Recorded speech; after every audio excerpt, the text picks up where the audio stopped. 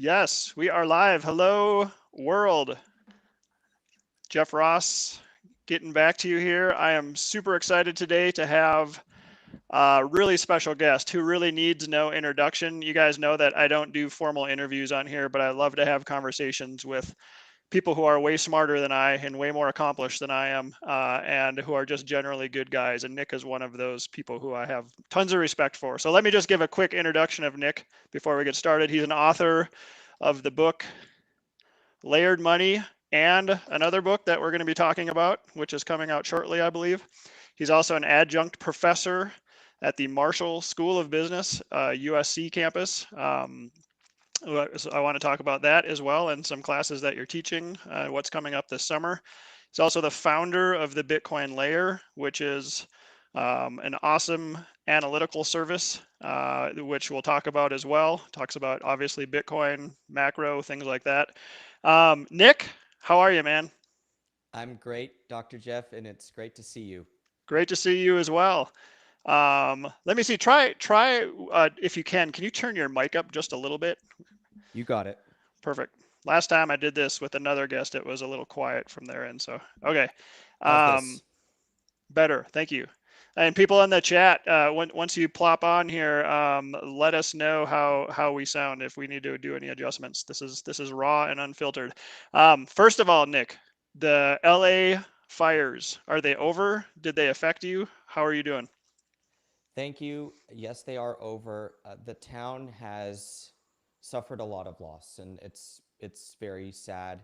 People that are close to us. We, my family, the three of us, were not affected materially. We were packed for 4 or 5 days, and we could see the Palisades fire from our house, and so that was a scary three days during the middle of that week. But thank God that we were safe. Our neighborhood was safe, and the heroes fighting the fire, not only the firefighters on the ground and the firefighters in the air, but I keep thinking about the firefighters and the planners that had this plan to defend the Mulholland Ridge from, as a fire break, and they had this whole scenario plan. So it's still very fresh, but thank you for asking. But yes, our thoughts and our hearts are with so many people out here, both in the Pasadena, Altadena area and the west side that were affected. Well, I'm glad you're okay. Thank It you. it hit close to me in my heart. I don't know if you know this, but in 2012 we had a huge fire here in Colorado Springs, and our neighborhood got wiped out. And I actually lost my house in 2012, so I know what it feels like to watch the fire and to see it getting closer, and all of the emotions that brings. So, anyways, my heart also goes out to you. I'm glad you're safe, but also to all the people who were affected by those fires. Thank you. Yes, watching the aircraft drop the red retardant from our house was surreal and something that, you'll never forget. Right. Yep. Yep. I still have very vivid memories from that too. So, okay. So that's the sad part. I'm glad you're okay. So let's move on to happier times. Tell us about this new book that you are writing that I think is due very soon. Yes, from the publisher. Yes, the book is done. I am the publisher, which is fantastic. So I get to control the process, and because I am the publisher, I am making edits to the last minute. And so we are publishing next week. March 11th is the date that it will be live. Wow. And the process as a self-publisher is basically you finish it up and you upload it to your digital service providers, and the book is live within hours, or 24 to 48 hours. And so that's why we get to work on it and up until this last minute. And so I'm in this last read aloud to make sure that it's good to go. But the book is done. It's called Bitcoin Age. It is the culmination of many years of research. You mentioned layered money. Layered money, now that I've written two books, you really have to reflect on what each one is. Layered money was a framework to understand money. It's based on the inherent hierarchy of money, which is an academic framework. It tells a highly like a very financial and accounting based story that does include Bitcoin, because Bitcoin is now part of the history of money as digital gold. You have to explain why it's digital gold. So that's what layered money was. Bitcoin Age is really an ode to Bitcoin. This is the most revolutionary and special asset that we've ever seen. I know that I've ever seen in my lifetime, and I think it's making that impact on a lot of people around the world. My book quotes the number around 500 million Bitcoiners. So we have 500 million Bitcoiners in this revolutionary technology. What is it? Where did it come from? And where is it going? One of those components is that Bitcoin came from a reaction to the credit system and to credit money, right? Satoshi not only put the bank bailout newspaper headline in the Genesis block, but he wrote about fiat currency, credit money, credit bubbles, and devaluation. All of those concepts were written about by Satoshi in the days before and after Bitcoin code was published. So we should be looking at what is the credit system? Where did that come from? And will it persist?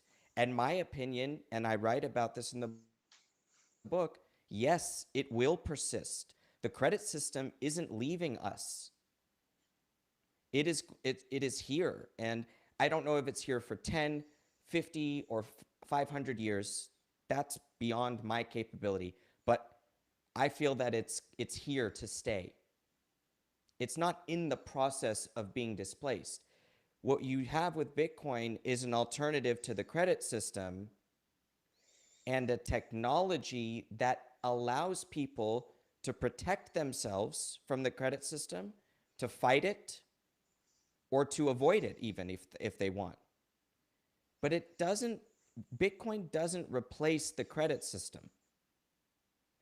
And so the story, Dr. Jeff, is a combination of the history of banking and credit money, the history of the internet, because Bitcoin is an internet protocol, and the history of cryptography, because Bitcoin is an encryption technology.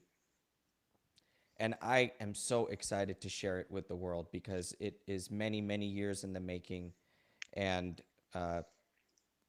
blood, sweat, and tears. I love it. I love it that you've done that. Your book number one, Layered Money, again for the people who came late, is one of, I think, the foundational books so far in Bitcoin. I think there's maybe 5, 6, 7 of them now that I think are just foundational for understanding what Bitcoin is, how it works, why it's so important. So you have played a big role in my life and my personal development and teaching me about Bitcoin, which I am grateful for. So thank you for your efforts. I know it's no joke to write a book. It takes a lot of time. It's very tedious, and you don't get a lot of out of it, as far, at least monetarily speaking, but you do. I mean, your reputation precedes you now, which is pretty fantastic. So I'm very excited about this. So a question I have for you, Nick, is there are similarities to what you're talking about and what, say, Lynn Alden has written about in Broken Money, Safe in, Fiat Standard, Bitcoin Standard, even Larry Lepard's new book. I don't know if you've had a chance to look at that yet, which just came out. Why did you feel the need to write this book? What does it offer to the world that we haven't seen so far? That's kind of a Yes, hard question, but just to put you on the spot. no. The answer is that this is my Bitcoin story. And so when I am in the classroom, we'll talk about that.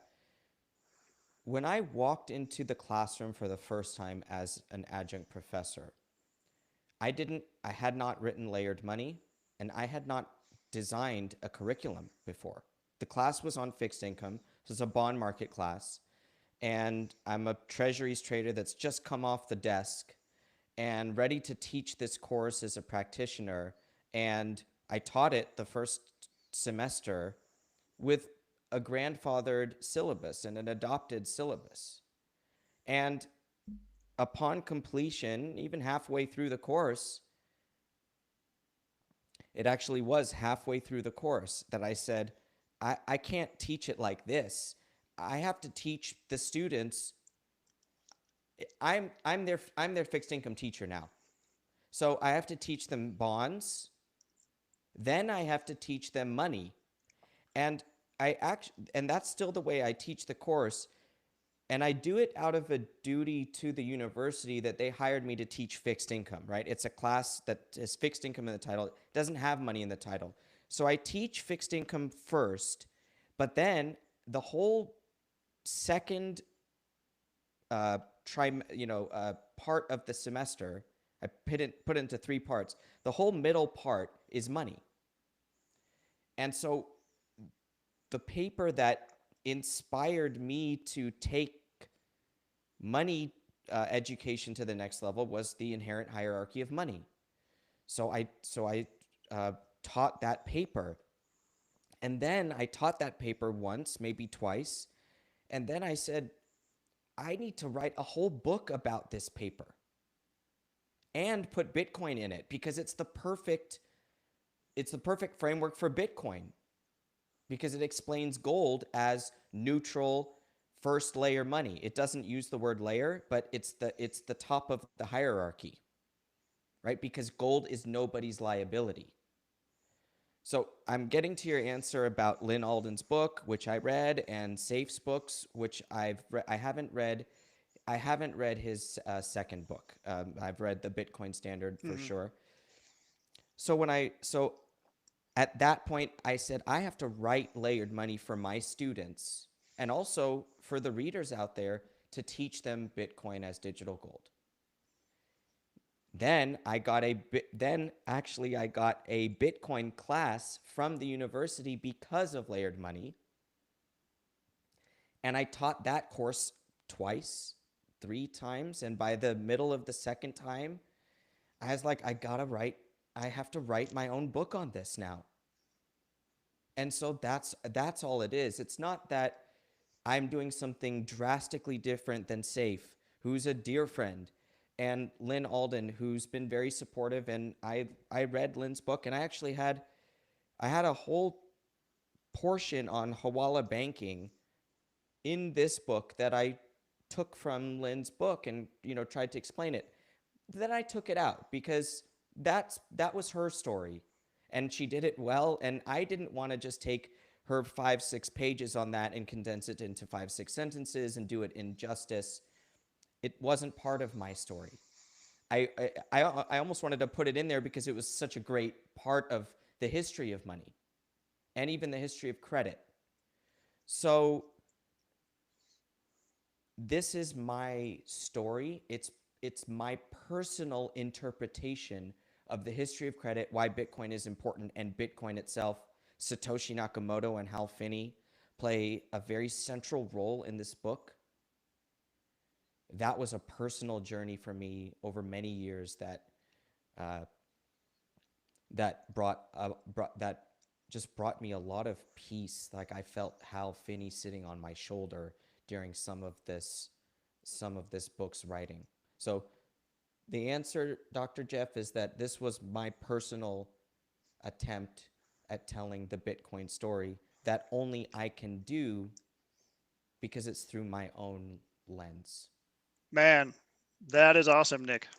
I cannot wait to read it. I really can't. You do such a great job teaching and telling stories, and I just can't wait. I can't wait to read your book. So I will be purchasing a copy shortly once it's available. Thank Hey, you. just real quick, a couple people are still saying your mic is a little low, and I don't Okay. know why. If you're able to turn it up from your end, some people say it sounds fine. Some people say it's low.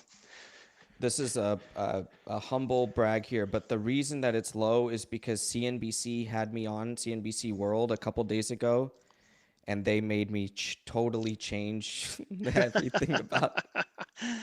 That's awesome. So I'm trying to recover I here. think it sounds better now too. Let us know in the audience if All right, yeah, if you I've can. turned it up a little bit for you Yeah, guys. So I can definitely hear you better now too.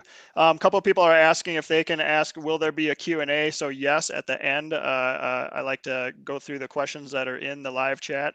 We'll ask Nick. So if you have any questions, I have a list of questions for you too, Nick, from Noster. People who are excited to get your opinion about things. We'll get to those too. I want to talk with you about macro at the end, and then kind of go to Q&A from there, and we can go from there. Next thing I wanted to ask you about though is you mentioned, you're talking about your teaching at USC Marshall School of Business. Tell us about the summer course that you're teaching, because that's actually, I got an email about that, and I think it sounds fantastic. And if I lived in LA, I would probably be signing up for that course. So tell us what you're teaching in the summer. yes, sir. So unfortunately, Dr. Jeff, you are ineligible for this course. It is only for high school students Oh, around the world, and this is USC's summer pre-college program.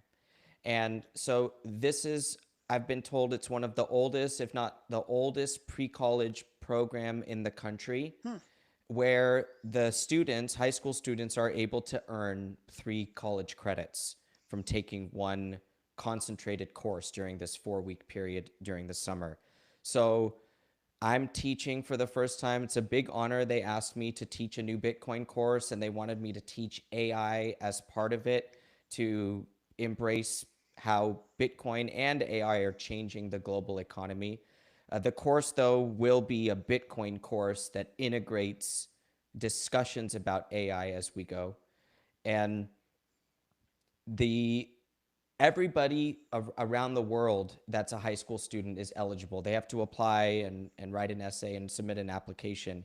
But anybody can come in, and I'm told that about a quarter to a third are international students as well. hmm. So mostly Americans, but they keep a good balance of international students. So people from all over the world coming in for this course.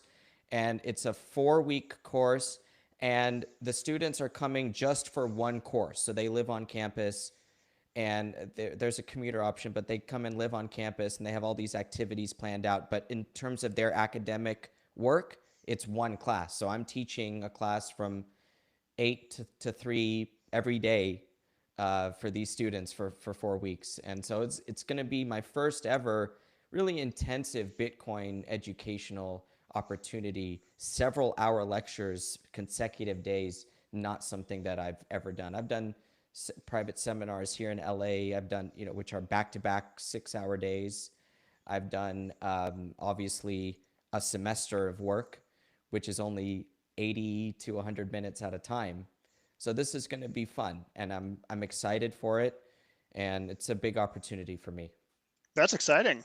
Well, I'm sorry I'm not in high school, so I can't go take that. But if anybody listening has high schoolers, I think that is going to be probably the most interesting course of the year. I mean, I think both of those topics are super interesting. I'd love to know, have you started to dive in a little bit to what you'll be teaching specifically in the AI side, or are you still kind of working on the curriculum for that? I am working on the curriculum for that. I have a lot of ideas about what to teach in terms of AI, and I'm actually hoping that my students will be able to teach me. So use the different tools that are out there, compare them, and we'll share in that information. I'm not an AI expert. I am using AI almost every day now, and my team is also using it, so I can speak to it with that personal experience. I'm definitely going to need guest lecturers to come in. So if there are any AI experts out there that want to come out to LA on their own dime, because SE is not giving me that much leeway for guest lecturers this year. Um, there are all sorts of rules that we have to abide by. But I'm very, very excited to start building the AI portion of the curriculum and making sure that I integrate it with Bitcoin. I do want to teach it through a Bitcoin lens. And maybe I think the bridge there is productivity. And so that's a concept from Jeff Booth's The Price of Tomorrow. And that book is very important. And that book played a role in writing of the Bitcoin age because of The way that Jeff Booth explains we have to start from first principles, which is that the natural forces in the world of technology are deflationary. I think that that is, I put it in chapter 2. It's right at the beginning of the book because it actually opens chapter 2. My little Jeff Booth Price of Tomorrow thesis opens chapter 2 because that it has to be told at the beginning like that so you can understand why prices rise and fall. There are two forces. There are actually four forces on prices. There's technology is deflationary, and then there's aspects of productivity are inflationary because incomes go up in productivity gains. Then there's credit expansion and credit contraction. So you have two forces expanding and two forces contracting spending at all times. And Jeff's description of one of those four is foundational. So to answer your question, when we're talking about AI, work it in through that lens. That has to be my play there with the students. I love it. That's great. And I was thinking about Jeff's quotes as well. He's spoken a lot about this, but the productivity gains, many of the productivity gains that AI introduces to our world will be reflected in Bitcoin. I think will continue to make the world cheaper on a Bitcoin standard, which is fun to think about, and We'll get higher Jeff quality. to fly. Yeah, we'll get Jeff to fly down from Canada You should. and have him join the class. So I'll reach out to him. It's an excellent idea. Man, then I'm going to be really jealous if you do that. I'm going to have to find a way to sneak in the back somehow. um, okay, let's move on. That's awesome. You have a kid in high school, at least one, right, Dr. Jeff? My youngest is actually in college now, so I have Okay. no more high schoolers. I'm getting old, man. I'm a empty nester. Missed the Um, window. yeah, I missed it. Let's see. Before we get to questions, I wanted to move on to the next thing, macro. So this is a big topic. There is a lot of stuff happening in the world, right? Geopolitics are changing before our eyes. Every day there are major announcements. There is a lot of volatility. You know what? Let me uh, share my screen here too, just to kind of set the tone, because I would love to hear your take, Nick, on where we are in the current macro situation. Can you see that chart? Yeah, let me make my screen bigger. Let me make this window bigger. Give me a So second. for people in the audience or anybody who maybe is not watching this, I just have a 5-year chart of the Dixie, the US dollar. Um, and so if Nick, you're a master of interest rates and currencies and Bitcoin and pretty much anything macro. So with this as a backdrop, with the dollar having peaked in mid-January and now precipitously dropping, what are your thoughts with the current macro conditions?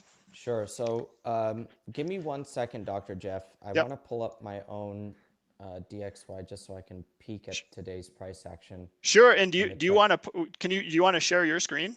I'd rather not. I Okay. have a lot going on here. Okay. No problem. But I just wanted to make, because that weekly candle that you showed me right there, the first thing that I thought when I saw that weekly candle, I said, "Uh-oh, I haven't looked at the Dixie in a couple days," because I did not know that it had dropped that much. But it plays into my thesis, so we'll get into that. Great. First thing I want to mention, Dr. Jeff, is that I am not an expert in currencies. I do want to say that. So I hate the word expert. I even said this to my students last night, but I try to be an expert in treasuries, rates, fixed income, Fed, monetary plumbing, money markets. Those are the things that I try to be an expert in, right? That is my world, and that is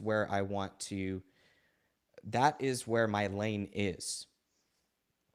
The world of currencies is a constant challenge to me. It's something I'm always actually currencies are my first macro love. And I went into fixed income because I understood that that was the root of it. So I'm at the root of why a currency would move, but I still feel like not even feel like currencies are an adjustment between obviously capital flows and trade flows and interest rates. So I have the interest rate side in terms of that's my professional avenue. And then the trade side is something that is something I study all the time, but I'm not an expert in. And then capital flows is something that I am actively trying to become an expert in at all times. I, I have this one on my table because I cited it in my book, and I was just working on my bibliography. This is, if people know Michael Howell, the liquidity expert, this is his mentor, Henry Kaufman. And this book is called Interest Rates, the Market, and the New Financial World, but it is about capital flow and therefore currency. So I just wanted to note that fixed income interest rates are at the center of a currency's dynamics, but currency relationships are driven by much more than just interest rates. They're driven by trade and they're driven by flow. And flow follows rates. So yes, they're all related, but that is an important asterisk there before we get into like talking about Dixie, because I am not an expert in currencies, although I do have a dream of becoming one through my research over time, Dr. Jeff. So you can pull back up the chart. I have a feeling you're going to get there quickly, Nick, and I actually already think you are much better than your humbleness allows for. Let me then here. Sharing again. Here's the Okay. 10-year. Yeah.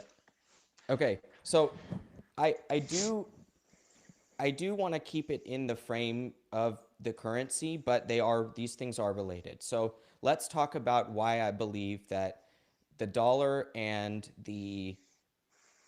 treasuries are related. Now, I've written about this. I did a video recently. Jim Bianco went on Joe Weisenthal and Tracy Alloway's Odd Lots podcast a week or two ago and gave a fantastic little 25-minute overview of this very concept. So I think actually people should, after, go listen to that because it's important. The dollar is a financial condition on the world, which means that if the dollar gets stronger, it's tougher to create money and it's tougher to pay back debt. That's just on the aggregate because of the quantity of dollar debt in the world. As the dollar goes up, it just becomes a penalty on the world.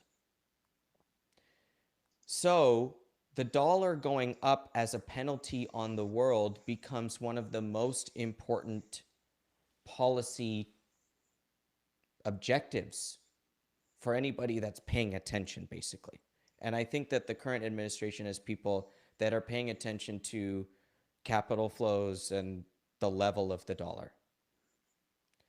So if the policy objective is to cap the dollar, and by the way, we have the Plaza Accord from the 1980s to give us a great historical context for this, but we also have many episodes that, unless you're watching the markets and participating in them, you might not hear about it because there has been no grand accord since the Plaza Accord. There was a Shanghai Accord a few years ago that was a little bit different. But anytime the dollar gets too strong, things start to happen so that it weakens. And that's what we have to think about, that policymakers want to make sure it doesn't get too strong. And it's actually on a global basis. So if that's the policy objective, what are the ways we can prevent the dollar from getting strong? Is we can lower US interest rates, because from an interest rate differential perspective, lower rates will reduce flow into the dollar, therefore reducing its strength, because lower interest rate is less attractive, all else being equal, to something else. So if you can get rates down, you can get the dollar down. How do you get rates down? Well, rates are the time value of money over a certain time horizon, right? So What drives the time value of money? Well, it's what we call compensation, right? So you want to be compensated for increases in costs or inflation or the cost of living or your whatever it is. You need compensation when you lock money away in a fixed income instrument. So why would you demand 4% today versus 4.5% last month? Well, the only reason you would demand less compensation is that you feel that there would be less inflation. It's a very linear way to look at it, but it is the way you have to look at it.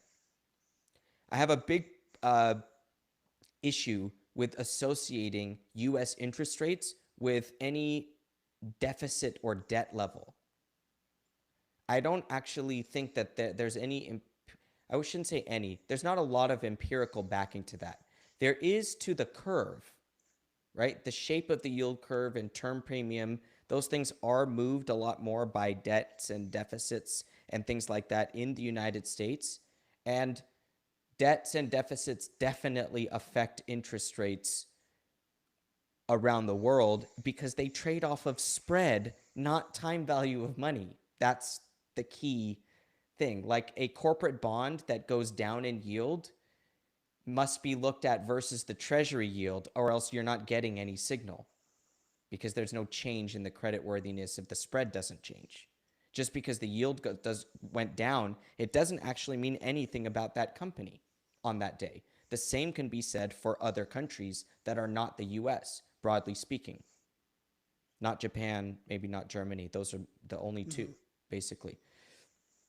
So if you want to get interest rates down, you have to lower inflation expectations, which can be done by lowering either your spending today, spending tomorrow, or the spending of the economy today or the spending of the economy tomorrow. And so what is happening right now? Rates are coming down because growth and inflation expectations are coming down. Why is that happening? It's a combination of several things which we can unpack. One of them is Doge, but it's a small thing.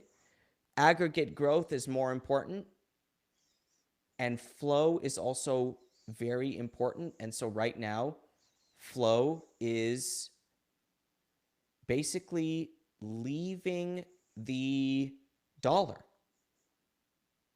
It's leaving the dollar because the treasury strength is actually making it less attractive relative to other things.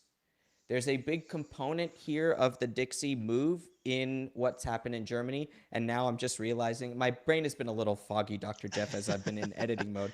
But No now worries. that I'm remembering what I've been reading, yes, this is all to do with this German deficit defense story that we've been following in terms of the last 3 daily candles on the DXY. And but from a treasury yield perspective,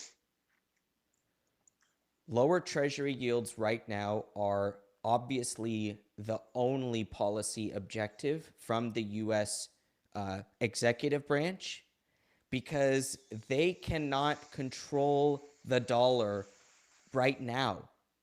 That's more medium term. They can help drive interest rates down in the US, which can drive the dollar down. So they can drive one of the main factors down, and they're hitting the.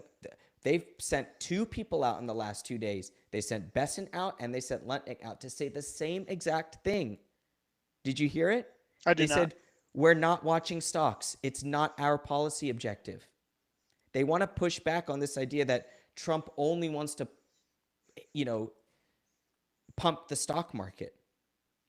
And that's, by the way, it's obviously true to some degree because the headlines kept coming. They weren't panicking. We do see some, walking back, we'll delay the tariffs and all that kind of stuff. That's them being sensitive to the stock market, but they clearly do not have a let's pump the market attitude. If they did, they wouldn't be doing spending cuts because aggregate spending is I mean, that is what an economy is. So if you literally cut the spending, people stop spending and flow goes away. Flow goes away. I mean, all those people that buy, think about just some basic ADP to the 401k bridge that a lot of people have set up, right? Their payroll, and then some of it goes. What happens with that money? It just bids. It's just bidding the market. And by the market I mean stocks. So that's flow. So American income is literally flow for stocks. So what happens when people get fired? We saw Challenger cuts. We saw claims this morning. I didn't actually see what they did this morning. I saw 80 Challenger yesterday. Cuts were up, or maybe this morning. Um, and the DC numbers also spiked. So, okay, somebody didn't get their income this month. And that's going to cut aggregate spending. It's going to hit growth. It's going to hit stocks. It hits flow, everything.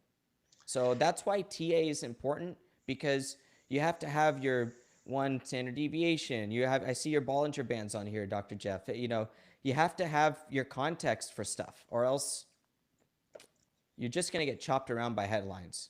Right. Okay, so let me segue, because this is a great explanation so far. Just so people know in the audience, 5-year chart. This is the 10-year Treasury yield rate, which is currently sitting at about 4.296. Let's call it 4.3%. Below, just so people know, this blue line, I call it the poor man's version of global M2 monetary supply, which is nothing like what Michael Howell does over at Cross Border Capital. This is not sophisticated at all, but what it does do is it shows the trends pretty well. So in general, if this is trending higher, so is Michael Howell's work. If it's trending lower, so is Michael Howell's work. So I like to use this as a little bit of a cheat sheet or a poor man's version.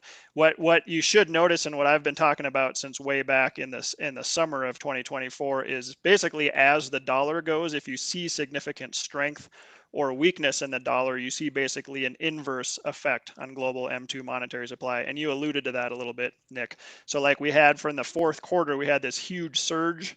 Sorry, let me get back to the dollar chart here. Otherwise I'm going to confuse people. Dixie. Okay. So very similar. What we saw here in the fourth quarter, which starts right here, is a huge surge in the dollar. And at the same time, we had this initial spike in global M2 followed by this large decline. And this doesn't look very large, so let me put it on the 1 year to really, oh dear, sorry. See, this is what happens when we do things live, Nick. It's not professional at all. No worries. No, Okay, this shows it much better here. So we have the dollar spiking, and at the same time, global M2 dropped fairly precipitously, kind of spooked a lot of people. When the dollar peaked here in kind of mid-January, early to mid-January, that was basically a bottom for global M2, which is again spiking. That's just, they kind of go part and parcel. So my question for you, Nick, is Bessent and Trump, but Bessent especially, has done a fantastic job of setting future growth and inflation expectations in the U.S. Right? I mean, we've seen the dollar break substantially. We've seen the 10-year yield fall substantially. It's quite impressive, actually. So my question for you is, and this is what I was talking with Joe Carlosari about a couple of days ago on this show, do you think this will continue for a while? Do you see the 10-year going below 4 and continuing lower, or do you think we sort of range around and keep chopping in this area? What's your take? Yeah, it's a good question. So let me first say about your bottom pane with Global M2 and Michael Howell. So I have to plug TBL and what we're doing. So at the Bitcoin layer, we've built a metric called TBL liquidity. It is inspired by Michael Howell, but it does not, we haven't asked him what's in his formula, basically. I've read his book, Capital Wars, which is beyond, that's why I know, by the way, Dr. Jeff, that I'm not an expert in currencies and flow. It's when you read that book, you just know when you're not an expert in something. So go read Michael Howell's book if you guys want to feel humble about your financial knowledge, and join me in that journey. Now, we've learned a lot from Mr. Howell, though, and one of the things that we've learned is that when we constructed our index, we had to put the asset side of the banking system in there, and we had to put the level of interest rates in there, the level of bond volatility, and the DXY. And so as rates go up and dollar goes up and bond volatility goes up, our index goes down. And the anchor is the size of the banking system, but the asset side, because from a theoretical perspective, liquidity comes from assets growth. Now, what you have in Global M2 is the liability side of those balance sheets. So it's the same thing from a different side. And we have basically, so you have the liability side. Our index uses the asset side and then has these kickers from the dollar rates and bond vol. That's what we have designed, and it's working for us in terms of building a framework for us and our readers. That's And cool. so, if people want to get involved in that, thebitcoinlayer.com/subscribe to read along and to see these reports that we're producing. So now that's the liquidity side. And that's very important. You ask about where can rates go. One of the studies that we've produced for ourselves tells us that as long as rates are not going up, and as long as the dollar is not going up, actually things can be quite good for risk with neutral rates and a neutral dollar, meaning no tightening itself. Because the tightening is what's the penalty on liquidity, right? If you think about liquidity as the ability for the banking system to make markets and generate new credit, because that's what liquidity is, it's flow. So flow comes from a bank operation, and a bank will feel more confident if there's no upward change in the financial condition tightness. So they just keep going and they'll keep generating because there's no restriction happening. So they can actually keep their steady growth, which can keep the markets going. So from the White House perspective, as long as it's not going up, it's okay. So how far do they need to knock it down? Well, I don't know. And so I don't have a great answer. If you want me to just, do my little bit of look at the tens. I mean, I see a test of 3.6 as, quite feasible, but that doesn't mean that, that's the new downtrend. Mm-hmm. The chart kind of looks to me like a 3 3/4 to 4 3/4 range might hold for a couple years, and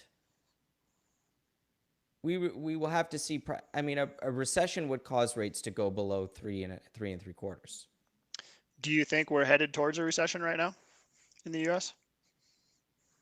None of the data in the spot business hiring and sentiment points to that. What could happen is that the government spending component of GDP, sends us into a technical recession. Now, how much of the drop in incomes due to government cuts, what is the multiplier effect of that on the economy versus the rest of the private sector? And I don't have a great basis for this, but my gut tells me that the cuts on the G side of the equation, pound for pound, will not have as material of an impact if people were getting fired in the private sector. And that's my gut. And I think that we avoid a recession. I'm popping up a screen here while you're talking. I don't know if you follow GDP now. This just came out. Yep. So March 6th today, Still talk. We talked about. Yeah, I'm sure you've talked. I purposely didn't listen to your most recent shows because I didn't want to spoil it for what you were going to say from a macro perspective. But I must tell you, and for people in the audience, you should be listening to Nik. The content that he puts out on YouTube and through the Bitcoin Layer is fantastic. He has such a great understanding of things that most people are very confused by. I love to learn from Nik personally, so I consider you one of my personal teachers, Nik. So keep up the great work. Um, the uh, the Atlanta Fed GDP now, I generally don't pay a ton of attention to it, but it's gotten a lot of press over the last week. I'm sure you saw this too. Yes. Everybody kind of knows what happened, right? We had this huge net import issue that caused GDP to plunge down to negative whatever 2 point something, and now today it's at negative 2.4%. So we didn't get any kind of V-shaped recovery. Do you think that? Do you look at this as a one-off? Or do you think that this is actually showing actual issues right now in the economy?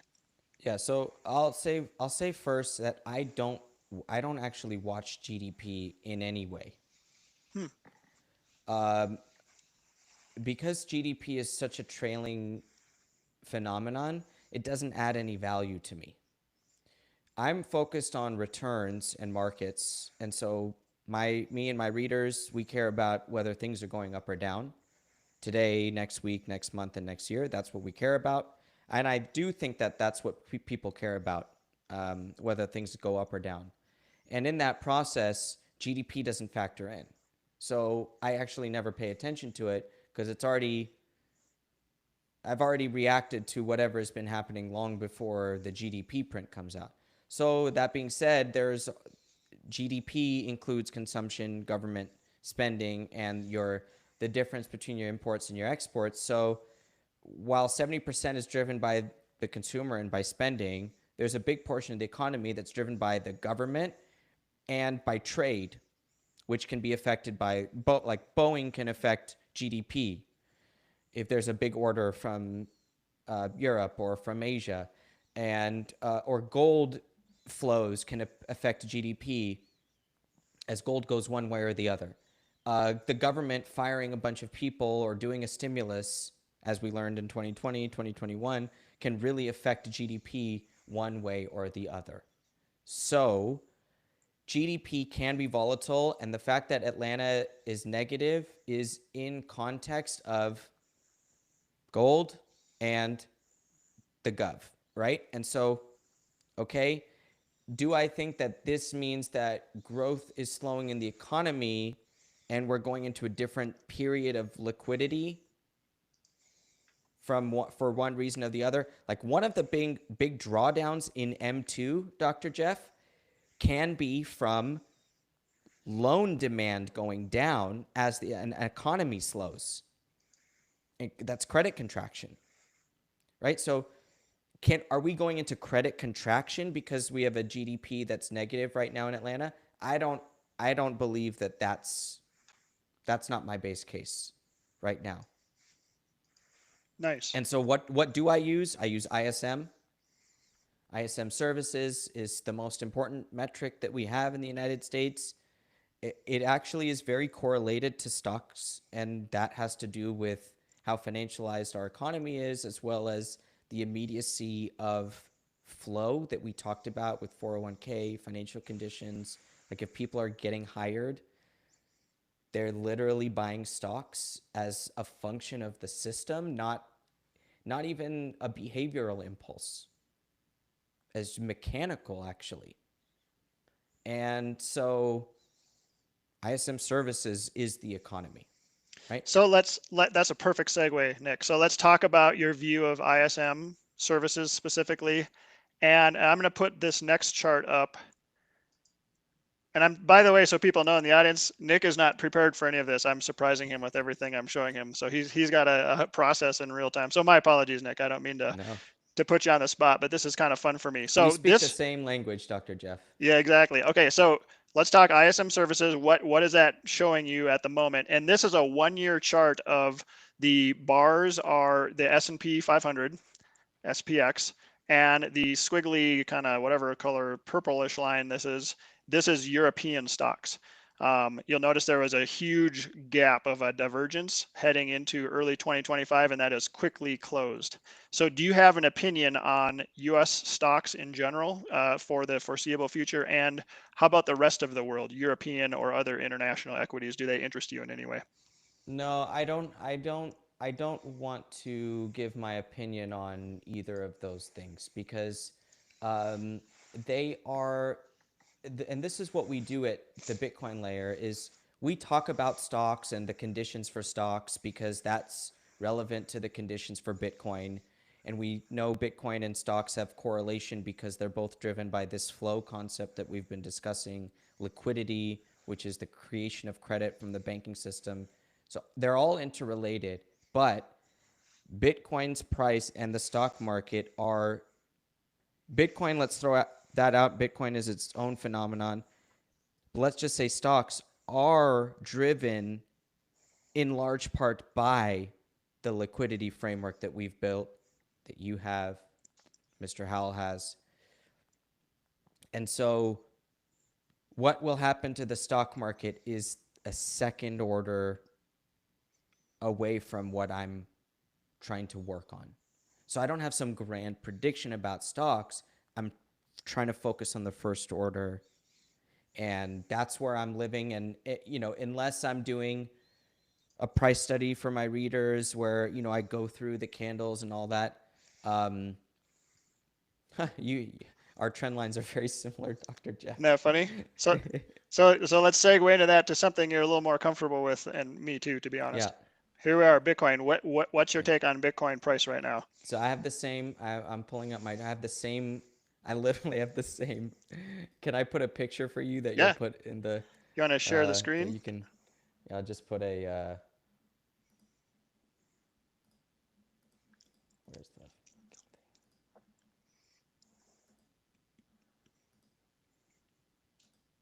the? Here it is.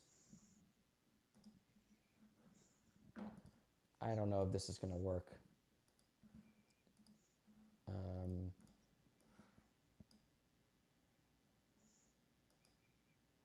You're gonna put it in the live chat, and I can.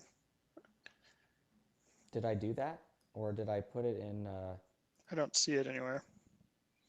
Oh, okay. Here, and now I see where I can put it in.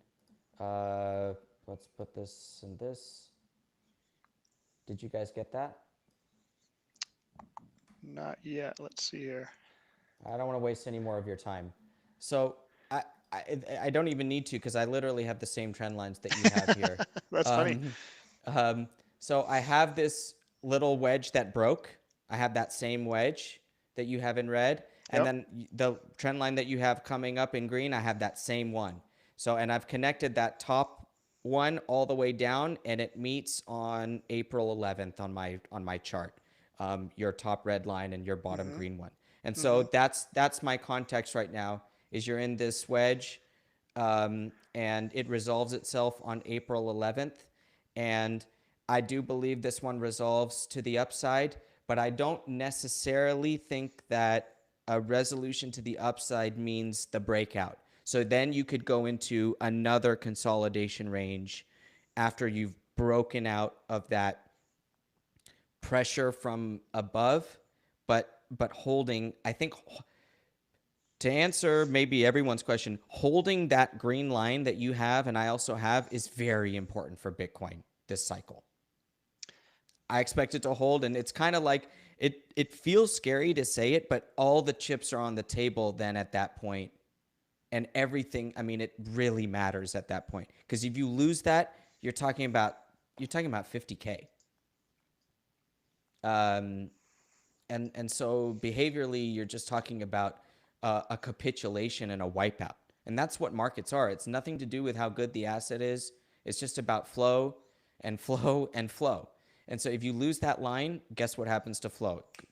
It's gone, and then it reverses and actually flows the other way from the short side, and so that trend line is very important. And yeah, I do believe this one resolves to the upside, but again, I don't think that means the breakout is there. It still has a challenge in the 110 area that might be quite formidable or might not. And I don't have a great take on that.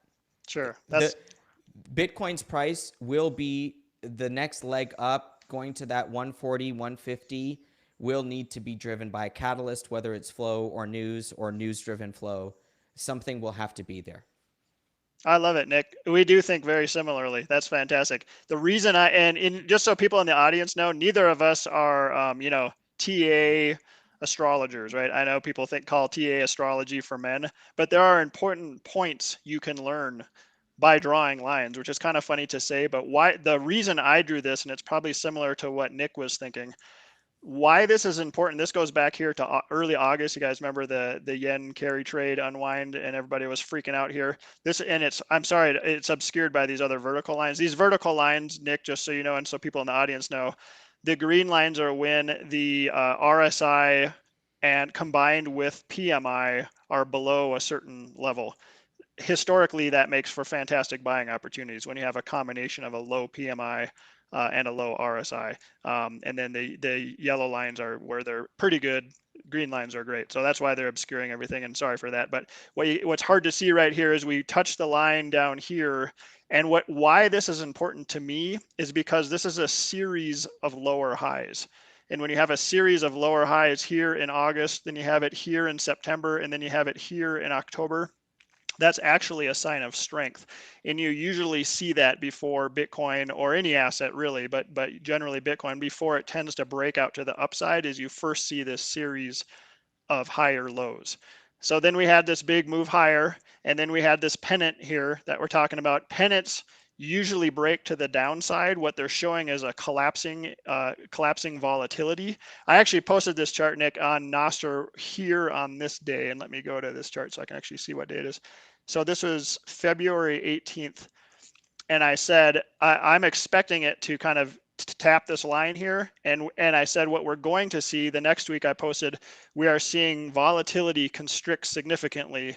We're going to see an explosion of volatility very soon, somewhere before here, sometime before kind of the end of February, early March. And then we got it, right? I think most people think when they think, oh, Bitcoin and volatility, they think explosion to the upside. Well, that's generally not the case. In fact, a lot of times with pennants, you see explosions to the downside. Then we came down and touched this trend line. And what I think is going to happen, and probably similar to you since you extended these lines out, is we range in this area. We're going to be volatile probably for the month of March. I would love to see us come back down and test this line again, somewhere down here, maybe 80,000 or so. Like you, I will be concerned if it breaks lower on this larger trend. That means this series of higher lows, has been broken. That's a sign of weakness. I don't, like you also, I don't think that's going to happen. So what I would love to see is for us to come down and touch this line again and then bounce higher. I'm fairly optimistic that we're going to see that. People in the audience might be a little confused. Back when the Bitcoin was down here touching this line in February, I did an emergency podcast show and just saying like, this is a fantastic time to be buying. Bitcoin looks great. MicroStrategy looks great. That was fantastic. We went a little bit further, and I was talking to Joe Carlasari recently and saying the data that has come in recently from the US is starting to look weak to me. I think we're going to see some weakness, and it gets back to what we were talking about earlier, Nick. They are basically, Scott Bessent and Trump, especially Bessent, they're jawboning interest rates lower. They're jawboning the dollar down. It's having a real effect. Treasury rates are coming down. And so that hurts in the short term for market participants for risk assets, and I think we can see that weakness. But what's super encouraging to me, and this is and then I'll stop talking, what's super encouraging to me is looking internationally, worldwide, things like global liquidity, looking at charts for European stocks, and that's why I brought that up, but Asian stocks, European, China, other equities, and their GDP growth and what their situation looks like, to me looks very bullish. I think we're going to see a lot of increase in global M2 monetary supply coming out of China in the coming weeks and months and quarters. And I think that, similar to 2017, will be a huge driver in worldwide assets, and especially in Bitcoin in the over 2025. Even if the U.S. is kind of surprisingly weak, which it hasn't been because it's been a leader over the last couple of years, I think there's a big chance that these other countries will actually lead, especially from a liquidity perspective. Do you have any thoughts Yeah, on any of that? Yeah, China has rates near zero, so there's a low hurdle to the burden of credit creation there, which will impact flow. On the chart, and the whole idea of TA as horoscopes for men, I actually think that there's a lot of merit there. The more that you see on someone's chart, the more horoscopy it will feel. I actually just love candles, and I use a couple other things, but if I didn't have anything and just had my candlesticks, that would be enough. So I'm more of a price analyst than someone who considers myself a technical analyst. I am a price technician. That you can split the semantics there, but price is actually everything from the behavioral perspective. The TA, which are all the lines and the indicators, and you know, I draw a lot of lines. That's just to actually help you read the candles. But if I didn't have any trend lines or any indicators, I would still be able to extract all the value that I do without those tools. Even my RSI you mentioned, I think you use that too. Like Hmm. even RSI, I can actually see it, and I can see it in the candles without the indicator because of practice, and it's actually just a derivative. RSI is all these technical indicators are just derivatives of price in one way or shape or form, momentum, change, high, low, things like that. And so the candles tell all the story, and the interpretation of the candles is what brought me to Bitcoin. I've never been shy about that. And so for people that doubt price uh, technician work and why that's important, you wouldn't have me here in Bitcoin if it wasn't for my recognition of something in the price that brought me to it. Other things have kept me around. Price by itself is uh, one side of the equation of, I think, of the love affair, but um, maybe people will get a little bit of that personal side out of my book. I love it. That's great. Hey, I want to be respectful of your time, Nick. We've gone an hour so far. Do you have a few more minutes for some rapid fire questions from the audience? Sure, Okay, I'll try to let's do it. we'll keep it short. All A right. lot of people are asking about the possibility of a strategic Bitcoin reserve. Tomorrow is Friday, so tomorrow, Friday, is the crypto summit. Personally, I'm a little disappointed by the lack of like actual Bitcoiners there. It's a lot of crypto people there, but it's not unexpected. What are your opinions? Do you have a general positive, negative outlook? What do you think? Yeah, my rapid fire take is that there will be a lot of headlines around this concept for the next few months, and there will be a lot of chop around those headlines. I do ultimately think that this is the right move for the country, and people should go out, check out my last two episodes. I did a short 10-minute one on my own expectation, which is a lot of headline chop, and ultimately maybe a good outcome. And then the one with Matt Pines, we did an hour why it's so important from a strategic perspective for the country. And that one really blew my mind. So I think people should go check out that convo. Awesome. Yeah, guys, make sure to go check out the Bitcoin layer as soon as you're done watching this. Chad asks, what does Nick think about MicroStrategy, or called Strategy now, issuing about 30% of all US bonds this year? Do you have an opinion on It's that? wi- it's wild. It fits into the credit creation thesis for Bitcoin. Bitcoin is a great collateral, financial collateral, and I think that the financial system is starting to recognize that. So bond issuance is a response to how good the collateral is. We can expect general trends like that to continue in terms of Bitcoin being associated with the bond market. But I don't have any specific take on the corporate finance strategy of strategy. That's a great answer. Last question. Do you foresee Besant adding longer dated treasuries as this year goes on? Do you think they're going to get rates low enough that he will start issuing longer term treasuries?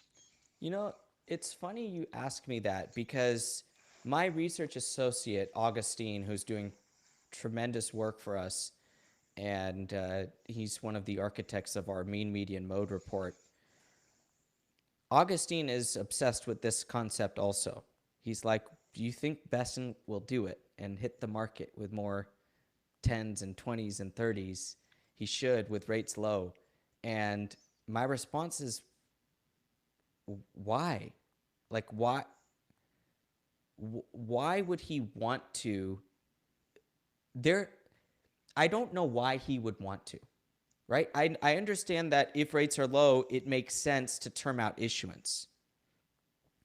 The country is not Besant is not a CFO of a company. He has to issue debt for I think they have a lot more issues on their plate. And I think that I'll say no. I don't think he's going to do it, and I'll just say that that's my base case for now, and it's because I don't think there's a strong argument for him to do it. Perfect. I'm fascinated that you are fascinated by it, though, because it's interesting to me that that's what people are thinking about, because I actually don't think about that right now at all, which, I was thinking about issuance a little bit more during the last administration, but that's my answer there. I love it. I love it. Let's actually end there because we're over an hour now. So Nik, this was a fantastic conversation. I learned something every time I listen to you. Where's the best place for people to go to find you, and then we'll sign off. Thebitcoinlayer.com is where you can find us. So if you're into the videos, find our channel on YouTube. And if you like audio, we're on all the platforms as well. And if you want hardcore quantitative Bitcoin and global macro research, thebitcoinlayer.com/subscribe. And you can find us everywhere now. Awesome. My best wishes to you and for your success and the Bitcoin layer and your new book. It's all very exciting. I can't wait to read it. I will be reading it for sure. Thanks for coming on the show today, Nik. It's a real pleasure having you. Thanks, Dr. Jeff. Yeah, I don't have the cover for you guys yet, but this is the title. Bitcoin Age. It's on its way, and excited to deliver it. Very exciting. Good stuff. All right, Nik. We'll talk again sometime soon, okay? Thanks, Dr. Jeff. Take Thanks. care. All the best to your family. Okay, looks like we got it.